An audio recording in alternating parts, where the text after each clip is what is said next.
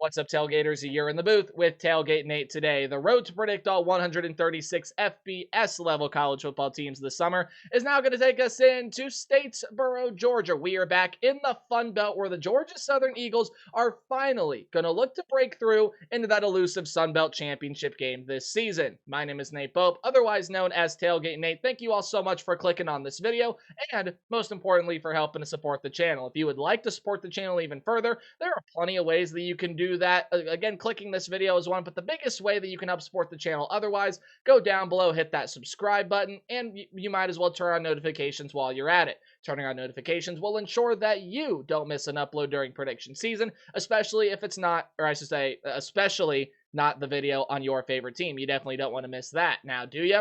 I am a sports media graduate delving into the professional world of the industry. So if you would like to see all the cool stuff that I get to do while still being up to date on what's going on this very YouTube channel, you can follow my community tab or follow me on social media. It's at TailgateNate29, Twitter, Instagram, and you can even email me, tailgatenate29@gmail.com. Thank you all so much for supporting and interacting with the channel and myself in whatever way you may be doing so. And with all that said and done and out of the way, let's get on to Statesboro and talk about Clay Helton's Georgia Southern Eagles, yet again, out of the Sun Belt Conference. The team saw some really good things last year. Overall, went 8-4 in the regular season. Did end up losing that bowl game, but yet another successful season. Still can't break through into that Sun Belt championship game. And it's still going to be a tough ask to do this season, but the team has got the talent here in order to be able to do so. How do we do preview predictions here on the channel? Well, we do go through a roster overview for every team, the offense to the left and the defense to the right. At the end of the video, we are going to dive on into the Eagles football schedule. I will give it a game-by-game preview and prediction, and this video overall is here to tell all of you what I think about Georgia Southern in 2025. Before we do get started, some numbers to turn your attention to right down below me are returning production numbers. They're according to ESPN, and they factor in portal additions up to a certain percentage. What's more, you look down below that, recruiting and transfer portal ranks for the class of 2025 are according to 24/7 Sports. Now, let's finally start talking about the talent on this team. We kick it off with the offense as per usual with your offensive coordinator in Ryan Applin, and what every offensive coordinator and team as a whole dreams of, return at the quarterback position. JC French is going to be coming back to lead that charge as the starting quarterback again this season. He is set to return again as the starter, and last year really was pretty solid, but there is room for improvement. It says it right here what he's got to get better, and you'll hear it right now. 2,831 yards, good passing yardage number, had around 65.5% completion percentage. Okay, that's not bad. 17 touchdowns, 11 interceptions. That has got to see an increase. Again, you've heard me say of players that have had similar numbers last year. I think JC French is a guy that maybe is not as talented as some of the other quarterbacks that you're going to see in this conference. That's just my opinion, but I think he's a really, really solid piece. And if you get 25 and 7 out of him, that's touchdown to interceptions, this offense is going to see a level up. It was not particularly a bad offense last year, but it was not great by any stretch of a mile. It barely got 365 yards per game, and there were points where it really did struggle to move the football. However, this team was still able to win 8 games last year, and if it is going to level up the offense this season while improving the defensive unit, and they won 8 games last year, they can definitely win a lot more this year, and I do think that JC French going to be a guy that takes a step in the next direction. Now, the guy that's going to get outside of the pocket and run a whole lot. So you take a look at your running back room for that, you lose your biggest piece. Jalen White is gone and off, finding a home with the Green Bay Packers. 744 yards and a career-high 13 rushing touchdowns for him last year, even though the yardage production dropped off as his career went on at Georgia Southern from 2022 into 2024, or last season. The touchdown production was always there. Jalen White was a really good running back for this program, and deservedly so, gets his shot in the NFL. So who's going to be stepping up? Well, that's going to be your second leading rusher in O.J. Arnold. Did have more yards per carry than what White did last year. 316 yards, 4 touchdowns on 63 carries. That, for all you math nerds, right around that 5-yard per carry mark. What's more is that he does have some depth behind him that's going to be stepping into some bigger roles this season. Apologies for mispronunciations, but David Badinga is going to be coming back, as well as Terrence Gibbs. Terrence Gibbs really did not have that many carries a season ago. He did not see the field all that often, and same sort of thing even for him back in 2023. So this is a running back room that is going to see guys playing in some bigger roles, but I do think OJ Arnold will do a nice job to be able to lead this rush attack this upcoming season. Derwin Burgess is gone out of the wide receiver room. Why is that significant? Well, he was the team's main target and lead receiver last year. Had 59 catches, which was the most on the team. Same with his 659 receiving yards, and had 3 touchdowns a year ago. Now, you do get 2 guys back, your second and third leading receivers, respectively, that are going to be really good pieces in this wide receiver room. They are Josh Dallas and Dalen Cobb. Dallas, 614 yards and a team high 6 touchdowns. Cobb, second on the team with 52 catches, 599 yards, and also second on the team with 4 touchdown receptions a season ago. Yes, the loss to Burgess is huge, but this was not an offense that, again, as I made it sound a little bit ago, not exactly how I meant it. Burgess was not, while he did lead the team in catches, so technically, yes, the main guy, he was not the only guy or seen as the biggest primary option. No, Dallas and Cobb are both very relied upon in this offense. Now they're going to see bigger roles, and while the depth around them is going to change a little bit, you still get some really nice transfer portal pieces coming in. Gary is coming over from West Georgia. He saw playing time. Well, okay, he saw experience with the Kentucky Wildcats, saw a lot of playing time and a lot of good production over in West Georgia. And then Camden Brown is transferring over from Auburn, around 165 yards throughout his collegiate career so far. Did have a touchdown for the Tigers last season. So again, you do get some solid portal pieces. Some depth pieces are gone. Others like Marcus Sanders do come back. So I think it's a pretty well-built wide receiver room. As far as the tight end unit goes, it gets portal built. It is going to be a brand new unit led by a pair of portal pieces. River Helms and Amon Green are both transfers entering the program that are probably going to get the majority of the snaps at the tight end role. Your lead tight end from a season ago in the likes of, I believe it's Tyler Fromm. It was Tyler Fromm, has since graduated after the most productive season of his career, 249 yards and a pair of tutties for him last year. When you dive into the offensive line group, it is ready to run it back. I should say most, if not all, of the offensive linemen that started last season are going to be coming back again this year. And again, you do have some really experienced depth. Some really, really experienced depth. There are going to be some seniors and juniors that are not starting on this offensive line, and that's because 4 of your 5 offensive line starters are already seniors, and the other one is a redshirt junior that's really, really good in Johnny Brown at the right tackle position.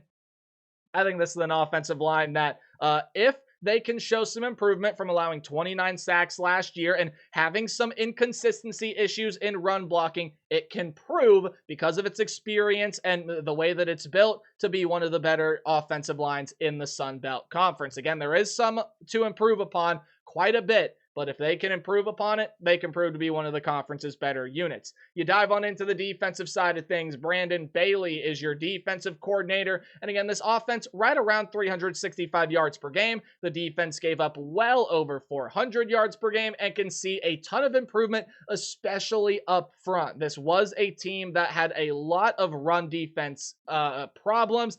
And overall, you take a look at sack production, only 21 sacks a season ago. That is a number that can drastically improve. Now, the secondary pretty much held its own. 33 passes defended, 13 interceptions, along with a pick 6 as well. So it's up to this front 7 to really take a lot of the pressure off that secondary. And again, the secondary is not out of the woods by any means. They definitely have some improvement to be made from a season ago. When you take a look at the front lines, they really just do lose a ton. But you do get some really good pieces back. Latrell Bullard and Jacob Ferguson are going to be returning to the front lines. They, more likely than not, or actually, no, I was going to say something incorrect, so I will not do that. You throw in a guy by the name of Davion Rhodes. Him and Ferguson mixing things up here. Him and Ferguson, Davion Rhodes and Jacob Ferguson are going to flank the outsides, act as your edge rushers, while Latrell Bullard is a nice solid returning piece on the interior. You also do get a transfer in Uch Ilo. Hopefully I said that last name and even first name correctly for that matter. He's a redshirt freshman, but a really talented guy coming over from Georgia Tech. So this is overall, though, a defensive line that I think can have some depth issues. While it's helped by the portal, again, you do get Ilo and a couple other pieces in, and some other solid returners like Deshaun Davis and MJ Stroud that are also going to be on the outside. There is a lot of questions, especially on the interior. Pretty much everything behind Bullard and Ilo is a bit of a mystery in this defensive line room right now. Something they're going to have to figure out, especially if they want to see improvement in getting home to the quarterback and in run defense this season. Just overall getting better. Linebacking unit, you do lose a lot of talent out of that, but most notably is your lead man and your lead tackler from last season in Marquez Watson-Trent. 120 tackles, half a sack, did have a pass defended, and forced 4 fumbles for the team last year. Really, really, really good player, and Watson-Trent is going to be moving on to other things outside of the Georgia Southern football program. So, Devon Hicks, you are going to be seeing him return into this linebacker room as a redshirt senior. Apologies for the loud motor vehicle outside. But outside of that, you do get some transfers enter. And again, the question comes, how are they going to fit into this system? Well, you do get Brendan Harrington that's entering in here. He's over from App State after a 66 tackle season with the Mountaineers last year. Brandon Tyson is coming over from Elon, pretty solid linebacker at the FCS level last year as well. And there are some other returners like Jacob Hammonds and others, but again, much like the defensive front, how do the portal pieces fit? And the depth can be a little bit challenged this upcoming season. When you take a look at your defensive backfield, though, you get 3 out of your top 4 defensive backs that are set to return for this upcoming season. I believe the only one that's not, I will fact check myself here, but you do get Tracy Hill coming back. That is a massive return for you in the cornerback room. 36 tackles with 3 passes defended, 2 interceptions a season ago. You are going to be getting Chance Gamble, Aiden Jackson, Justin Myers, all of those guys really big parts. Gamble, 3 interceptions, which had the team lead last year. Here is the guy that is leaving. Also tied for that team lead of 3 interceptions last year. Mark Stampley is no longer with the Georgia Southern program. He will be moving on somewhere else. And on top of those 3 guys, you do get some transfers coming back. Transfers coming in, I should say. Most notably, Antonio White is coming into this room as, again, another young player, a redshirt freshman that's transferring over from Rutgers, and some more depth pieces like Jaden Davis, A.J. Brown, and some others. Portal pieces you bring in are fairly young, but they can provide some really good talent. And overall, to me, the secondary has a lot less questions than any of the unit that you're going to see in the front 7. The secondary, to me, probably might not prove to be the best defensive unit on this team, although I do think it's very likely that it does so, especially with all the questions that are going on with these 2 bullet points right here up on the defensive front. As far as your special teams unit goes, Alex Smith is going to return to the punting room, while a new kicker is set to be in place here in 2025, because kickers are people too, and you got to show them some love. Defensively, again, guys, there can just be a ton of improvement with the way that this team played defense last year. I think it can be more aggressive, especially in the front end, and the depth is really, really going to get challenged. The offense has ways to pick it up too, and honestly, if a lot of those things improve, you take into the fact that they won 8 games last year, you very well could see much better results this upcoming season. However, you take a look at the schedule, and there are going to be a lot of teams in the Sun Belt Conference this season that I think are going to be looking and probably will take that step forward this year. And a lot of teams that I think people are overlooking a little bit. This is a tough schedule. And while I think the Sun Belt West is the more competitive division in this conference, the Sun Belt East has got a lot of really good sides. Now, before we dive on into predicting the schedule, you want to look below where my face cam is right now. FanDuel odds just sort of showing you how good the odds makers think Georgia Southern is going to be this year. You go do what you want with your money. Plus 850 odds to win the conference. I believe that is 5th in the Sun Belt with plus 4,000 odds to get into the college football playoff. Out of the G5 teams we've looked at so far, that might be the highest number that we've seen. If not, it's definitely the second highest, or at least one of the highest. But they show you right over here with the over-under win total of 7.5. They do think this is still going to be a pretty solid squad entering the season. I would agree with them. Again, a lot of good returning offensive talent. I think the secondary's got a lot of good pieces. Yes, there are a ton of questions on that defensive front that I think are probably going to hurt them here in the first couple of weeks. You got road games on the West Coast against two California teams. First off, you're going to get to play the Fresno State Bulldogs, and again, they are experiencing some growth right now, and they do lose some pieces, but E.J. Warner coming in at quarterback, I do like that a lot for Fresno State. Of course, we all know who E.J. Warner is related to, right? And in case you don't, it is the Super Bowl legend Kurt Warner. Josiah Freeman is a nice returning piece in the wide receiver room, and they did well there in the transfer portal. Now, you do lose some good running back pieces, Malik Sherrod especially being that main guy that does leave, and so you're going to have to fill in the gaps elsewise. But otherwise, I think the defense really can take advantage of some of the growing pains that Georgia Southern's offense might be seeing here throughout the first couple of weeks, especially while you try to fill in the gap for Jalen White. I think the secondary gets tested here for Fresno, but I think overall Fresno going to be provide a little bit more in week one than what Georgia Southern will. Plus, it's a cross-country road trip for this team. I think you lose it, and I think you go 0 for 2 in Southern California, as USC is a team this season out of the Big Ten looking to take a massive jump in what very well could be a make-or-break year for their head coach, Lincoln Riley. Jade Maeva, the new quarterback. And yes, they did lose some really talented wideout pieces through the portal. They had a lot of their own with some good production last year. Defense took a massive step forward under DeAnton Lynn last year, and I expect another one this season. USC is the team I'd watch out for in the Big Ten ranks. And as far as this game goes, Georgia Southern might have to just force some really, really wild stuff, and I don't think they have a great chance of going on the road and winning in the Coliseum. However, what I do think they have a great chance of winning is this game right here against Jacksonville State. So much so that I do think they get their first win of the season against the Gamecock program that is getting all new talent, that is going to have a new head coach that I don't believe has ever been a head coach before, and he is not even a promotion from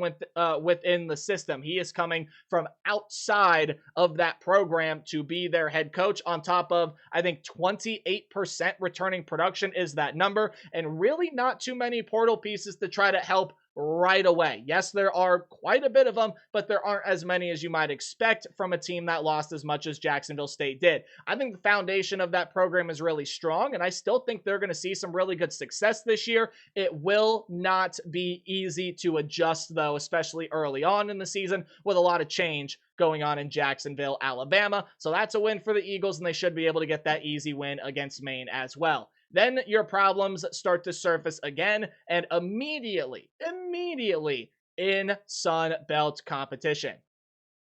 Now, when you talk about, I don't know why my main one went away. There you go. When you talk about this one here against James Madison, yes, the Dukes did beat this program back in 2023.